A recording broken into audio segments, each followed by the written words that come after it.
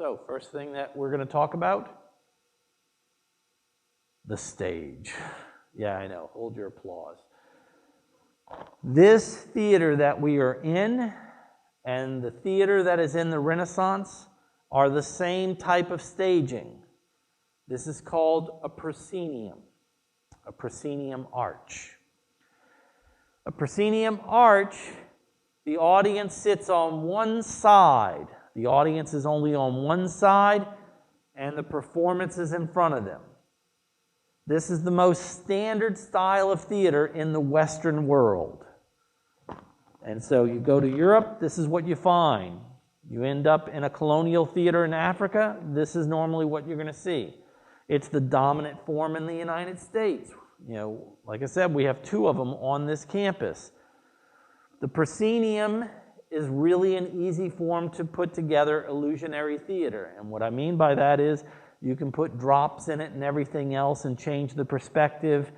You know, by putting this on an elevation and it's going up, it looks further away than it actually is. You can play with the illusion. The audience, you know, they can only see forward. They can't see what you're doing on the sides. This style of staging became very important during the Renaissance. That's where it's coming from. And so it's during the Renaissance this style takes off. The easiest way to remember is that the audience is only on one side. The audience is only on one side. And you're looking into the box or the archway. And so that is your proscenium. It's the closest thing we have to watching a movie. Closest thing we have to sitting in front of a television. You know, here's our proscenium. And there's the spelling that drives people nuts. I was forced to learn it, but then again, this was my field. I don't expect you to know the spelling, but I do expect you to know it when you see it. Now, this, as I said, is the most popular staging in the Western world. Probably the second most popular. This is a thrust. Audience is on 3 sides. You see how quickly we move forward when somebody has an answer, especially one looking at them? A thrust, the audience is on 3 sides. It's a lot tougher to stage. Why? Because you can't hide actors in many places. And so the audience on the side, the actor has to move all over the place to keep things going. And so it's much tougher to pull off illusions. But the easiest way to look at it is if somebody says, hey, the audience is on 3 sides, you know it's a thrust. You know, it's a fairly simple, you know, equation. 3 sides, thrust. You're starting to catch on, hopefully, that it's where the audience sits that normally is going to dictate a lot of the stage names. This right here, this is an arena staging. It is the most popular staging we have for sporting events, arena staging. In the theater, we normally refer to arena staging as in the round. In the round. And there are dashes between the words. In dash the dash round. And it's fairly easy to figure out why we call it in the round, because the audience, it's all around them. It's on 4 sides. This is possibly the toughest form of staging to direct on, because you're not going to be able to fool anybody in it. They can see from all angles. You know, there's very little, you know, if any, illusion to this form of staging. That said, there are some remarkable shows that can be put on in the round. A few years ago, we went and saw a production of Angels in America up in Birmingham, and the class was stunned to see how the actors could move in and out of the audience to make that show work. And so in the round, which is more formally known as an arena. And please, folks, you have a voice, use it. You know, it's not like, you know, I'm going to point at you and say, absolutely wrong, you, get out. You know, just tell me what you see. The rarest form of staging that we'll find after the arena is this one. Well, actually, no. That's why it's, you know, mostly used for sporting events. This one here is a traverse. This is a traverse staging. Traverse, the audience is on. Yeah, well, two sides. Audience here, audience there. The performance takes place in the middle. It's a very rare staging to find. Usually you find it only for events that are designed for it. If you go to a Renaissance festival and they have jousting, generally that's going to be performed in a traverse. Basically they mark it off, audience goes on both sides, and then a couple of guys try to knock themselves off horses. That's one of the only occasions you're going to see it. Usually specialty shows are going to have a traverse. In the theater, a traverse is more commonly called an alley stage. The thing about an alley stage, if you look down an alley between two buildings, you can only go up and down the alley. There's very few choices. Same thing with an alley stage. You can go up and down. You can still have some illusionary work at the ends of it, still play with the audience. However, here you go. We're just moving back and forth. If you take a look at a fashion runway, it's an alley stage for the most part. Unless they have that other side where it becomes a thrust, if all they're doing is walking across and exiting the other side, well, that's an alley. Best example I can give of it, quite possibly. But please put, it is the rarest form of staging we are going to see. Now, when we take a look at those forms of staging, you've all heard in some film or some conversation people giving stage directions. A famous quote, exit stage right. Stage directions are vital. All stage directions are derived from the proscenium.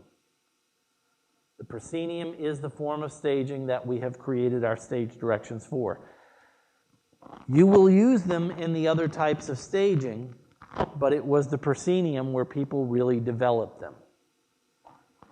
And so, one of my questions is, I'm standing right here.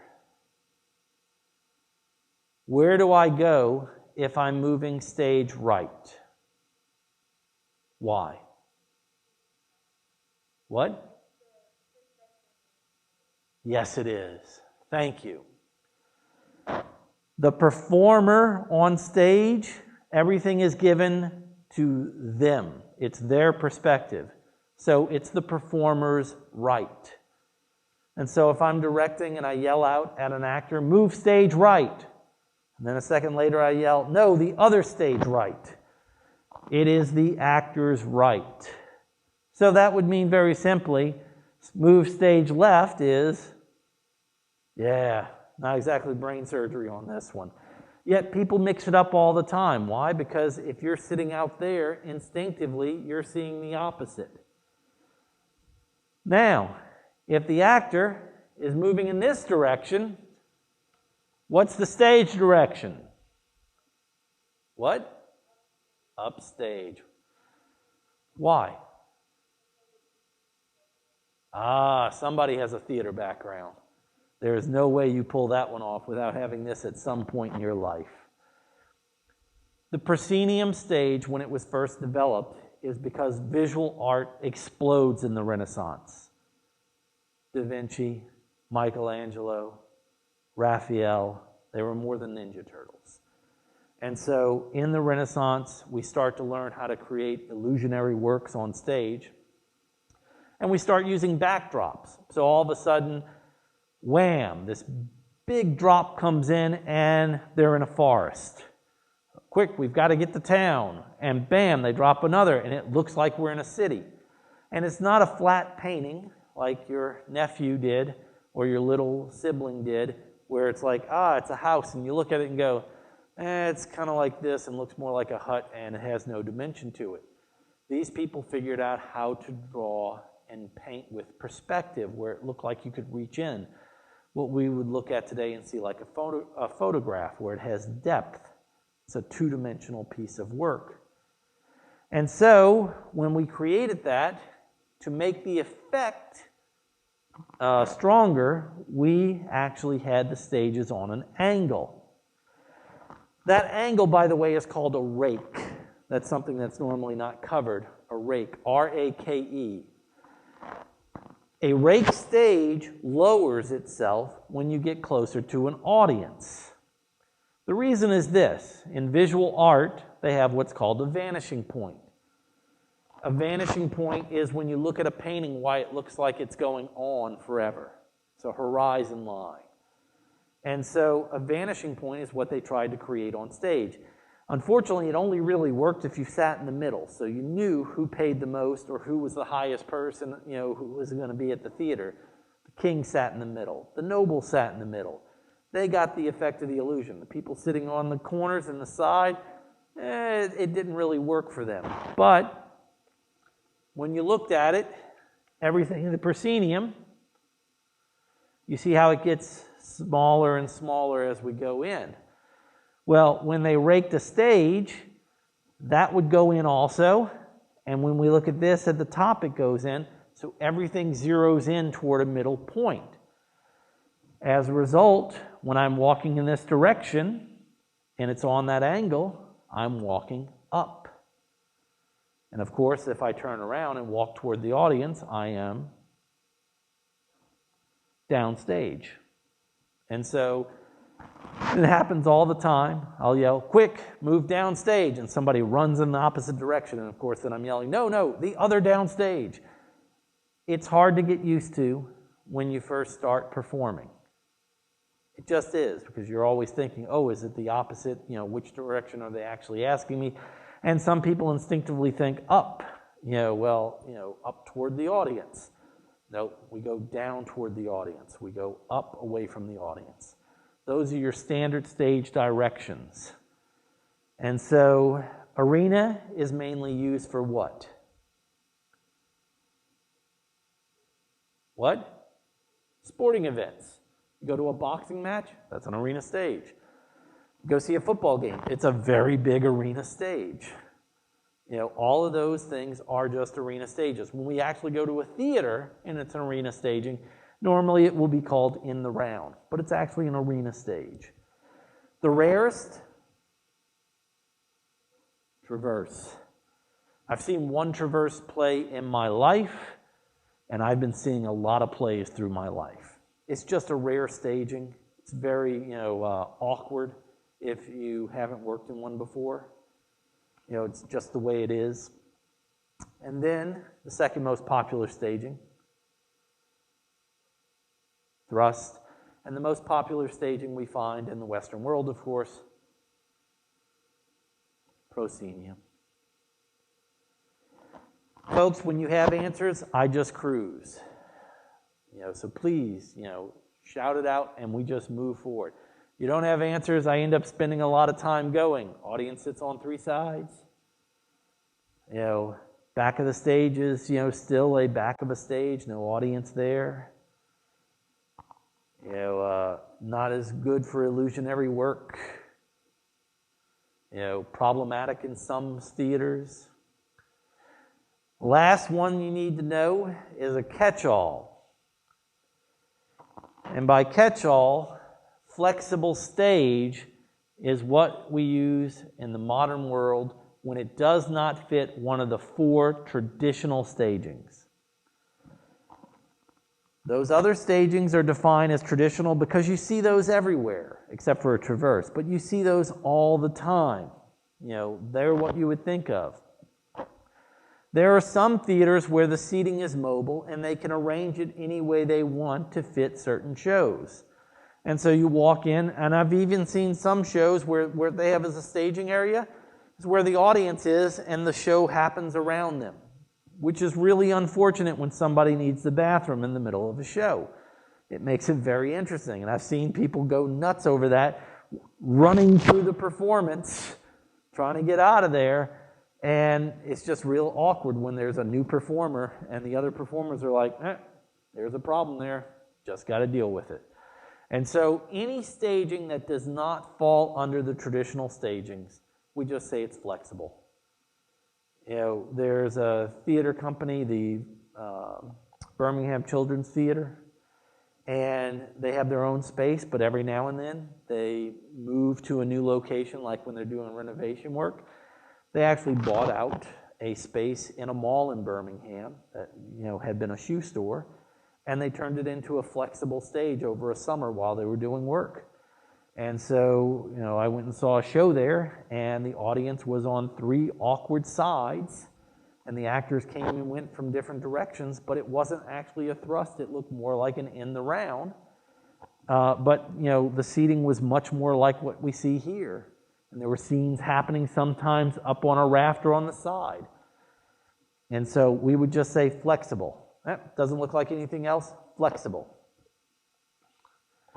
Ladies and gentlemen, that's just the first lecture. It's a short day. I've went over a lot of information today. Everything I've talked about you can find on Canvas. And so if you're missing something or you're curious about something or something didn't make sense to you, you can look at it, review it, and make sure this is where you want to be. If this is not where you want to be, you have choices and you have a week to figure them out. The advantage you have in this class is I don't have any surprises. Everything is multiple choice. Everything I will review and I will review again. I'm not trying to make you a professional in this room. I've got classes for that. When I get out of here, I got to run to another class where we're going to be reading 15 plays through the semester. So we're covering 1 a week and just, okay. And there's an exam on every one of them, and it's just trucking. It's a really great class if you're interested in that sort of thing. If you're not, traditionally what I find is after this first day, that class is in half. Because people look at what we do and they're like, oh my God, this isn't where I want it to be. I thought we were just going to sit here and watch movies. Doesn't really work like that. This is not designed for you to do for your living, but it is designed for you to know a lot about it when you're done. And the whole idea of an appreciation class is so you can talk about it, and that also if one day you do go see a play. I used to have a paper that was required for this, but under our current circumstances, there are no plays I can send you to. And if there are no plays, I'm not going to have you watch a film and then write about it, because going to a theater is an experience. And if you're not going to have that experience, having you write a paper is just not going to have that same outcome. We'll do what we can do. We'll cover what we can cover. And at the end of the semester, hopefully you walk out of here and you have something that you can actually do with it. And like I said, the more you know about those other subjects, the more of this will just click. And if you keep up with the videos, you look at the text periodically, you take notes during the lectures, it's fairly easy. You can pass this class just taking the quizzes and not retaining much of the information and not opening the textbook. You can pass this class by not taking notes during the lecture. But if you want a good grade, well, that's different than passing. Passing is just getting over 60%. If you want something more than 60%, you're going to actually have to work at it. So like I said, when you watch the quiz, take notes, but then look over your notes. Don't think you'll be able to, I'll just, look over the notes as they give me the question and I'm going to be fine. Look them over, keep going, and you'll be okay. And if you don't think this is for you and you don't think you'll be okay, you got a few days to decide. And so the last day to change is on Tuesday. Tuesday we'll have our first real lecture where we'll dive into, what is theater. And so there are 3 questions I want you to have an answer for when we get back here on Tuesday. Number 1, what is theater? What is it? If we're going to be talking about it throughout the semester, if we're going to have to know something about it, it's nice to actually have an idea of what the goal is with this. The next is, how old is theater? How long have we been doing this? And the last is, where does theater come from? Where does theater come from? And so when we get in here, I'll talk about the quiz. I'll talk about, what we have on the agenda, and then I'm going to ask you, so what is theater? What is it that we are going to struggle with? That's all I got for today, folks. If you relate...